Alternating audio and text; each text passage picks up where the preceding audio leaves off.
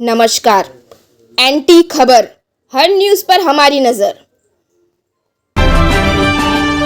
चंद्रपुर जिले में प्रस्तावित लोहारडोंगरी लौह खनन परियोजना के विरोध में पर्यावरण संरक्षण की लड़ाई अब तेज होती नजर आ रही है।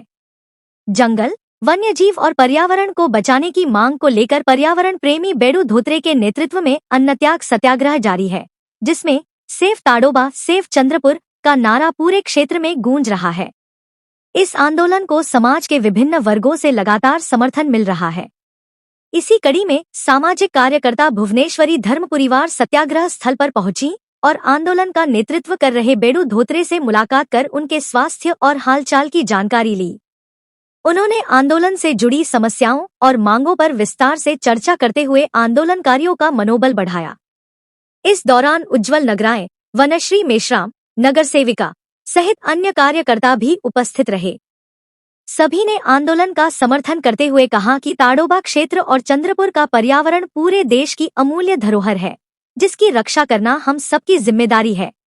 भुवनेश्वरी धर्म परिवार ने कहा कि ताडोबा क्षेत्र और चंद्रपुर का पर्यावरण पूरे देश की धरोहर है, जिसे किसी भी कीमत पर नुकसान नहीं पहुंचने दिया जा सकता। उन्होंने स्पष्ट कहा कि यदि पर्यावरण और वन्य जीवों की सुरक्षा के लिए समाज एकजुट नहीं हुआ तो आने वाली पीढ़ियों को इसका गंभीर परिणाम भुगतना पड़ सकता है।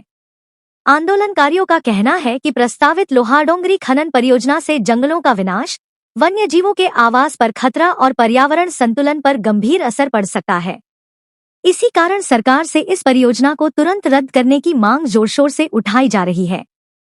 सत्याग्रह स्थल पर बड़ी संख्या में पर्यावरण प्रेमी और नागरिक उपस्थित होकर आंदोलन को समर्थन दे रहे हैं और सेव ताडोबा सेव चंद्रपुर के नारों के साथ पर्यावरण बचाने की इस मुहिम को और मजबूत बना रहे हैं।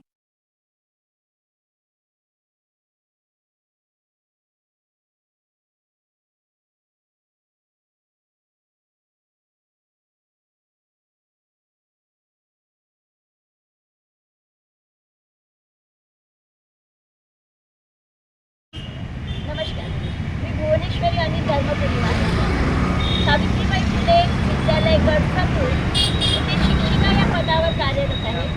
तसेच सामाजिक संघटन शिक्षक याची मी अध्यक्ष आहे आणि सामाजिक कार्यकर्ता चंद्रपूर। एक ना अनेक वर्षापासून बरेच वर्षापासून जसं बंधुभाऊ धोत्रेबद्दल सांगायचं झालं मला थोडंफार, तर मी यांच्या इकोफ्लोशी जवळजवळ 6-7 वर्षापासून जुळलेली आहे आणि यांचं जे कार्य आहे चंद्रपूर बचाव प्रदूषण मुक्त हे आजच 5 मार्चपासून न सुरू होता अनेक वर्षापासून हे सुरू आहे आणि यांचे जे कार्य आहे हे अगदी प्रशंसा करण्यालायक आहे।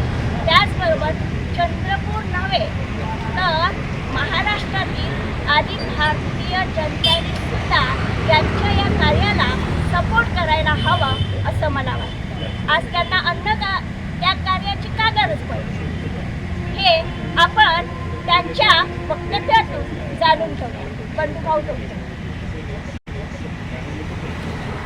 खरं तर चंद्रपूर जिल्हा वाघांचा जिल्हा आहे आणि सोबतच आता नवी ओळख होत आहे की वाघ मानव संघर्ष। एकंदरीत हे जे आंदोलन आहे त्याच्यामागचा मुख्य उद्देश आहे की या जिल्ह्यातील जो वाघाप्रती निसर्गाप्रती एक चांगली भावना निर्माण व्हावी आणि वाघांकडून जे मनुष्यांचा मृत्यू होता आहे, ग्रामस्थांचा होता, आदिवासींचा होता, ते कुठंतरी याचं नियोजन झालं पाहिजे। या सर्व अनुषंगाच्या अंगाने आम्ही जे काही प्रयत्न करत आलेले आहे इतके वर्ष त्या मागण्या पुन्हा रेटत आहोत।